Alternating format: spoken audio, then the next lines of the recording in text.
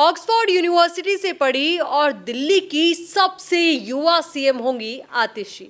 नमस्कार, आपके साथ मैं आयुषी और आप देख रहे हैं राजस्थान का सबसे तेजी से आगे बढ़ता हुआ डिजिटल चैनल द खटक।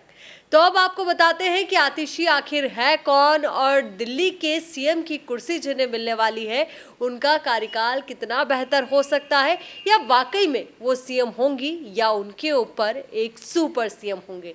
क्योंकि ये सवाल कई दौर पर हमने देखा कि या कई मायनों में अलग अलग तरीके से पेश किया गया कि आतिशी वाकई में दिल्ली की नई सीएम होंगी या फिर सिर्फ रिमोट कंट्रोल सीएम या डमी सीएम होंगी। इस तरीके के कई सवाल हैं। हालांकि आने वाला वक्त इन सवालों का जवाब देगा, क्योंकि अरविंद केजरीवाल ने जिस तरीके से सीएम की कुर्सी से इस्तीफा देने की बात कही, उसके बाद आतिशी को विधायक दल का नेता चुना गया, तब से ही लगातार ये पूरा मामला कई एंगल्स को लेकर के चर्चाओं में बना रहा कि आखिर आतिशी को चुनने के पीछे का क्या कारण है और विधायक दल की बैठक में आखिर ऐसा क्या हुआ।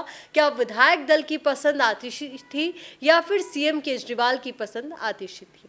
इस तरीके के कई सवाल हैं, उनका जवाब आपको सबसे पहले दे देते हैं। और सबसे पहले आपको ये बता देते हैं कि आज शाम 4:30 बजे राजभवन में आतिशी सीएम पद की शपथ लेने वाली है। उनके साथ नए कैबिनेट मंत्री जो है उनका नाम भी सामने आया है, वो नाम भी आपको बताएंगे और वो नाम जानने के लिए आप इस वीडियो को एंड तक जरूर देखें। तो सबसे पहले आपको आतिशी के बारे में बताते हैं। तो दिल्ली की नई सीएम वो होने वाली है और तीसरी महिला सीएम वो दिल्ली की होंगी। इससे पहले शीला दीक्षित और सुषमा स्वराज जो है वो दिल्ली की मुख्यमंत्री रह चुकी है, तो तीसरी महिला मुख्यमंत्री होंगी दिल्ली की।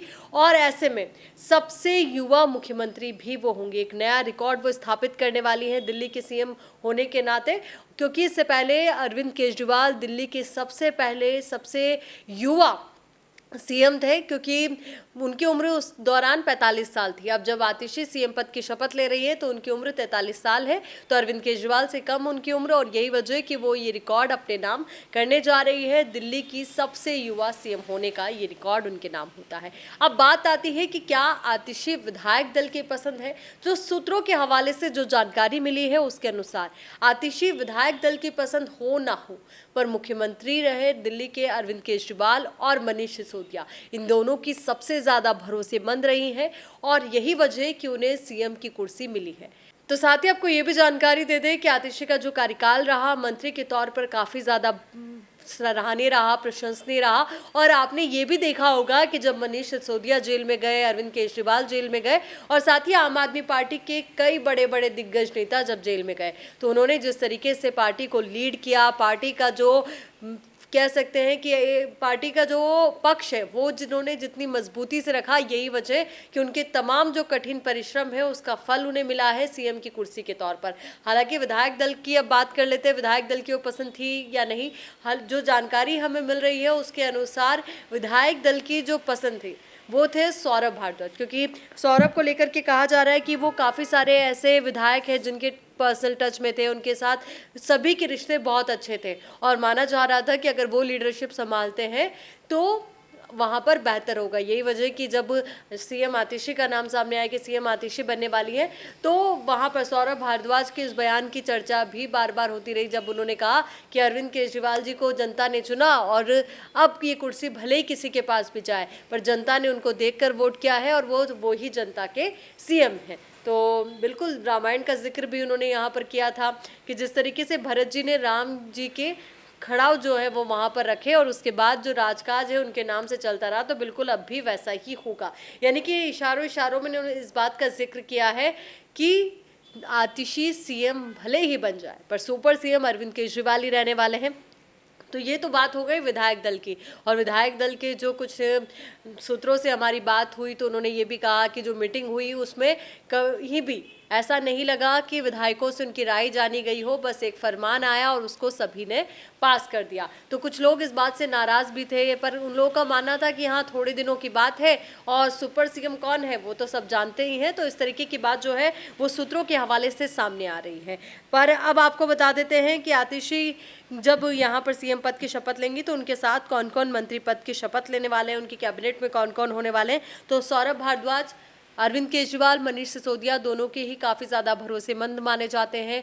अरविंद केजरीवाल की पसंद वो है, पार्टी के अच्छे लीडर के तौर पर उनको जाना जाता है, पहचाना जाता है। और जैसा कि पूर्व मैंने ज़िक्र किया कि विधायकों के साथ उनके रिश्ते बहुत अच्छे हैं और यही वजह है कि कैबिनेट में जब वो एक बार फिर से शामिल हो रहे हैं तो वहाँ पर एक बेहतर पहल यहाँ पे आप कह सकते हैं। तो वहीं जो दूसरा नाम है वो गोपाल राय का है और गोपाल राय वो चेहरा है, वो नाम है जिनकी वर्किंग क्लास कम्युनिटी में एक अच्छी पकड़ है और उसका बेनिफिट आने वाले चुनाव में भी होगा। और निश्चित तौर पर कोशिश और कवायद यही है कि कैबिनेट में जितने भी नाम आपको नजर आ रहे हैं, जितने भी चेहरे आपको नजर आ रहे हैं, इसका सीधा फायदा हरियाणा के चुनाव में भी नजर आए। अब तीसरा नाम जो है वो है कैलाश गहलोत का। हालांकि इनका नाम भी जो है चर्चाओं में था कि हाँ इन्हें भी सीएम बनाया जा सकता है, पर ऐसा नहीं हुआ। पर हाँ इन्हें कैबिनेट में जगह ज़रूर मिली है। कैलाश गहलोत जो है उनको कहा जाता है कि जाट परिवार से ताल्लुक़ होने के नाते एक बड़ा वोट बैंक को वो लीड करते हैं और यही वजह हरियाणा चुनाव के मद्देनज़र पार्टी कहीं भी इस तरीके के डैमेज को लेकर के कोई कमी नहीं छोड़ना चाहती थी। इस वजह से एक बार फिर से उनका नाम सामने आया। ये वही चेहरे हैं जो केजरीवाल कैबिनेट में भी शामिल थे। अब हम बात करते हैं इमरान हुसैन की। इस बार भी उन्हें कैबिनेट में शामिल किया गया है।